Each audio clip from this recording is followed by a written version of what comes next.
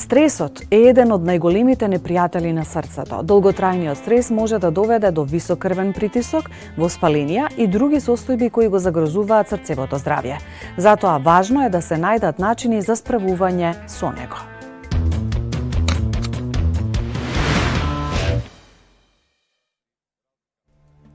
Тешка емоционална или психолошка вознемиреност може да предизвика синдром на скршено срце.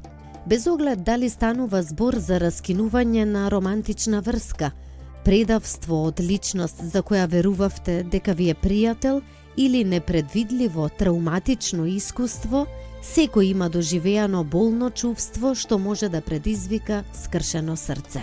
Емоционалната и психолошката вознемиреност што произлегува од овие искуства може да се изедначи со физиолошка вознемиреност и вистинско оштетување.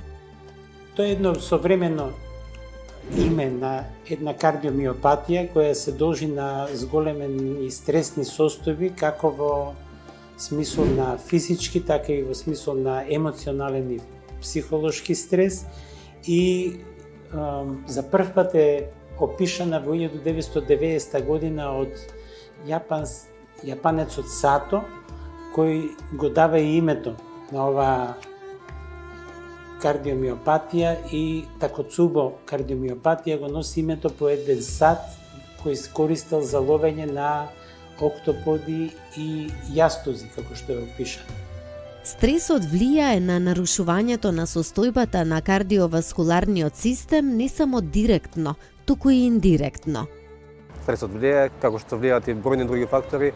Знаете, последна дефиниција за болест, да се развие болест, треба да има ризик фактор, тоа е околината, или средината каде што живееме. Стресот треба да биде генетика, тоа исто тоа што не можеме да промениме, и таква ти била среќата па да се разболиш. Сите ние живееме со некоја болест, али начинот како компензираме со тоа е тоа што не држува да бидеме здрави.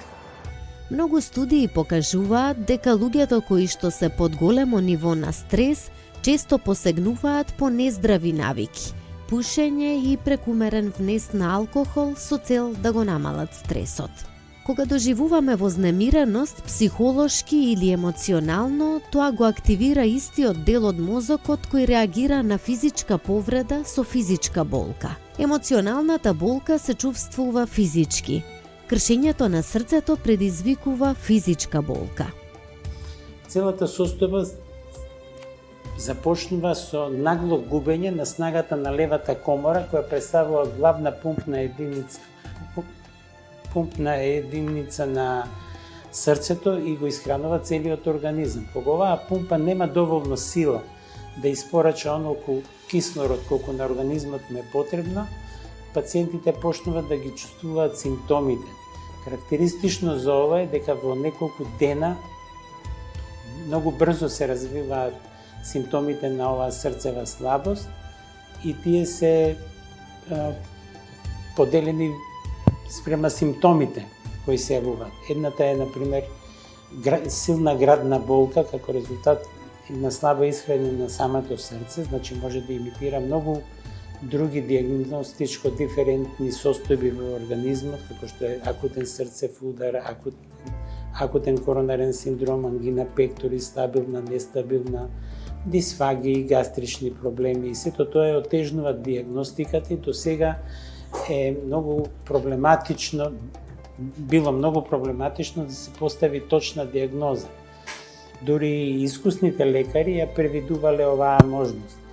За да вториот симптом, има три мајорни симптоми, вториот симптом е губење на здив, тоа значи отежнато дишење и некако постојано недостаток на воздух, а има и други пропратни симптоми, доколку болеста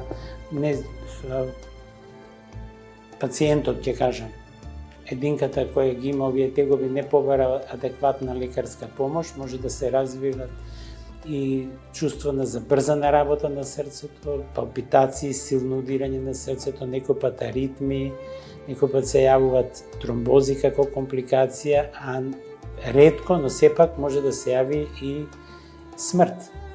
Синдромот на скршено срце, кој што во медицинската област е познат како Такоцубо кардиомиопатија или стрес кардиомиопатија, е реален. Станува збор за вистински физиолошки одговор на повеќе форми на траума, вклучително и кршење на срцето, губење на саканата личност и други значајни стресни фактори.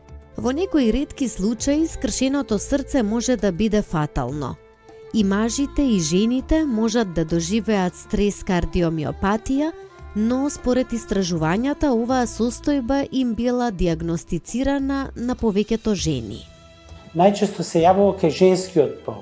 Се јавува измеѓу 55 и 78 година на живот, што асоцира на губиток на женските хормони кои го штитат организмот од вакви состојби и од стресни состојби. Кога се падне со тек на години нивото на естрогените хормони и кога ќе почне да доминира катехоламински дешарж, зголемување количина на катехоламини кои се активни хормони, може да резултира со појава на вакви нагли променливи состојби, например некој кога има починат во семејство, кога има радосна вест, кога има стресна вест, кога има земјотрес, кога има некој друг акцидент во семејството, може да испровоцира ваква срцева слабост и пациентите за неколку 2-3 дена веќе ги чувствуваат симптомите дека не е како што бил и се јавуваат на лекар. Превенција за жал и точен опис како е начинот на откочување на оваа болест се уште не е утврден и кој може да го има. Се смета дека наследно не може да биде пренесена на потомството. Луѓето што доживуваат синдром на скршено срце или стресна кардиомиопатија имаат слични симптоми како вистински срцев удар, вклучувајќи ја и силната болка во градите што ја поврзуваме со срцев удар. Сепак, артериите изгледаат нормално и не се обструирани. Постојат две форми на такоцубокардиомиопатија.